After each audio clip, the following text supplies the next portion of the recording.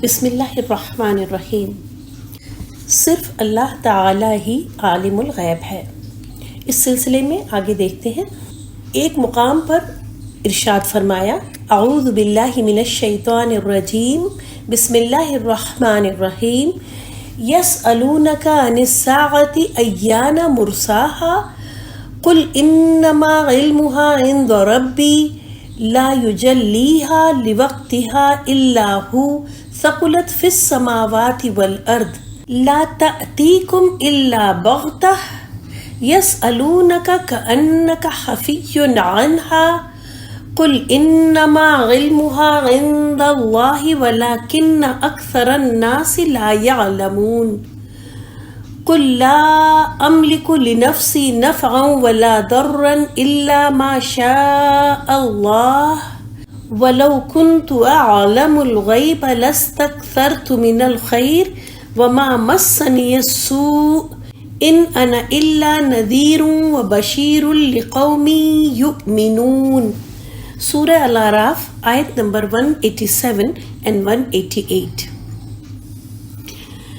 لوگ آپ سے قیامت کے بارے میں پوچھتے ہیں کہ وہ کب واقع ہوگی۔ آپ کہہ دیجئے کہ اس کا علم تو صرف میرے رب کو ہے، اسے اس کے وقت مقرر پر اللہ کے علاوہ کوئی ظاہر نہیں کرے گا۔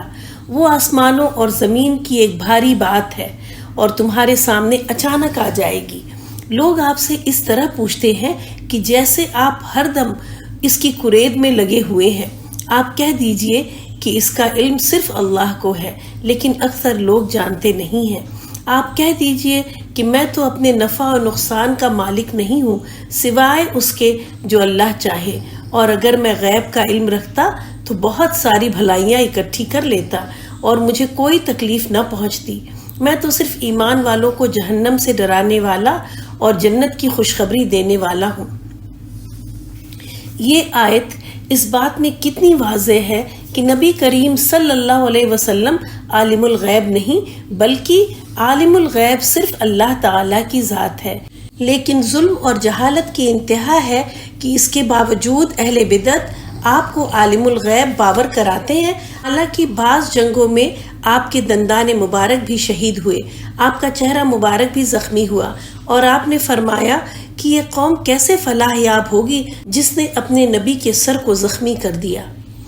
کتب احادیث میں یہ واقعات بھی اور ذیل کے واقعات بھی درج ہیں۔ سیدہ عائشہ رضی اللہ عنہا پر جب تہمت لگی تو نبی اکرم صلی اللہ علیہ وسلم پورا 1 مہینہ سخت مضطرب اور نہایت پریشان رہے۔ ایک یہودی عورت نے آپ کی دعوت کی اور آپ کے کھانے میں زہر ملا دیا۔ اس کھانے کو آپ نے بھی تناول فرمایا اور صحابہ نے بھی، حتیٰ کہ بعض صحابہ تو کھانے کی سمیت یعنی زہریلے پن سے شہید بھی ہو گئے، اور خود نبی کریم صلی اللہ علیہ وسلم عمر بھر اسی زہر کے اثرات محسوس فرماتے رہے۔ یہ اور اس قسم کے متعدد واقعات احادیث میں ہیں جن سے واضح ہوتا ہے کہ آپ کو عدم علم کی وجہ سے تکلیف پہنچی، نقصان اٹھانا پڑا۔ اس سے قرآن کی بیان کردہ حقیقت کا اس بات ہوتا ہے کہ اگر میں غیب جانتا ہوتا تو مجھے کوئی مضرت نہ پہنچتی، یعنی کوئی نقصان نہ پہنچتا۔ اس حقیقت کو قرآن نے ان لفظوں میں بیان فرمایا ہے،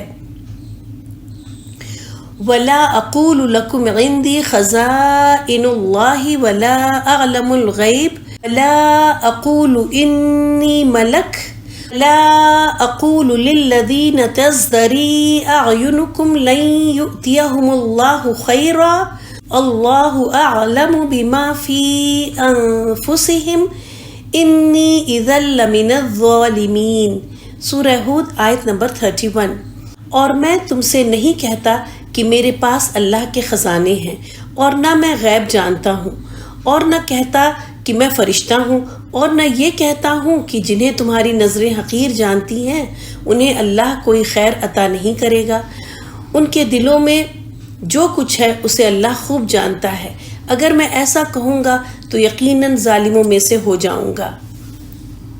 یہ خطاب سیدنا نوح علیہ السلام اپنی قوم سے کر رہے ہیں، جس کو اللہ تعالیٰ نے اپنے قرآن مجید کے اندر نقل کر دیا ہے تاکہ آنے والے لوگ اسے پڑھ کر اصل حقیقت کو سمجھنے کی کوشش کریں۔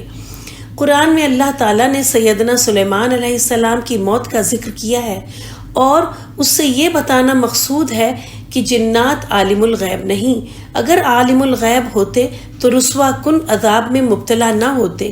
چنانچہ ارشاد فرمایا فَلَمَّا قَضَيْنَا عَلَيْهِ الْمَوْتَ مَا دَلَّهُمْ عَلَى مَوْتِهِ إِلَّا دَابَّةُ الْأَرْضِ تَأْكُلُ مِنْ سَأَتَهِ لما خر تبینت الجن ان لو كانوا يعلمون الغیب ما لبثوا فی العذاب المہین۔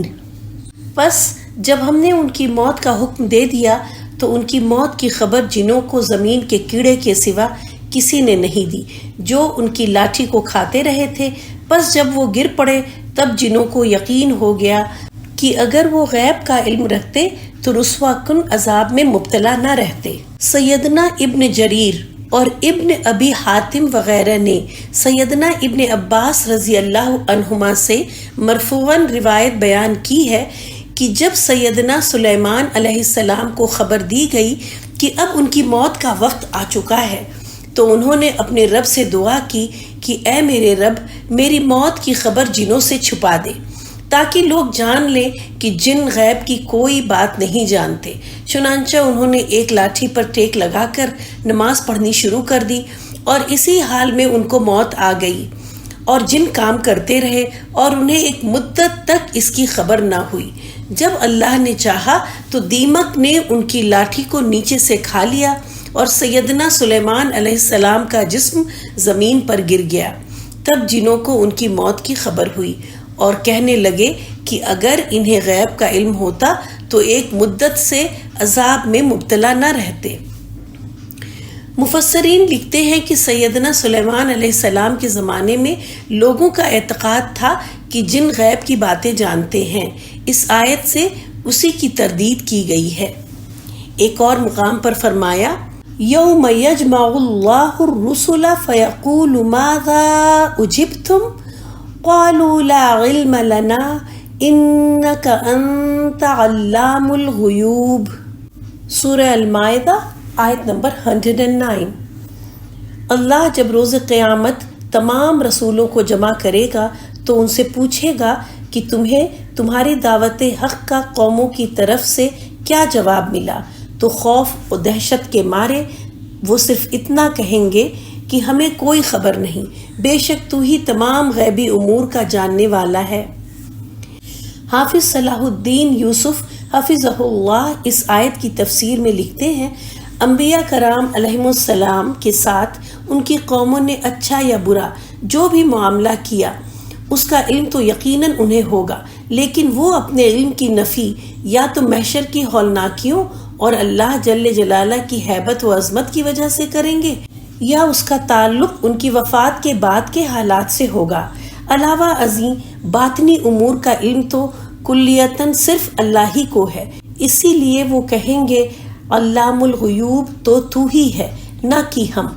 اس سے معلوم ہوا کہ انبیاء و رسول علیہم السلام عالم الغیب نہیں ہوتے، عالم الغیب صرف ایک اللہ کی ذات ہے۔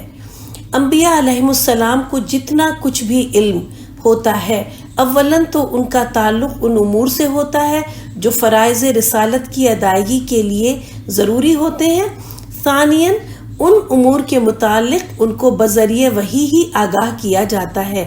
حالانکہ عالم الغیب وہ ہوتا ہے جس کو ہر چیز کا علم ذاتی طور پر ہو، نہ کہ کسی کے بتلانے پر، اور جس کو بتلانے پر کسی چیز کا علم حاصل ہو اسے عالم الغیب نہیں کہا جاتا اور نہ وہ عالم الغیب ہوتا ہی ہے۔ احسن البیان۔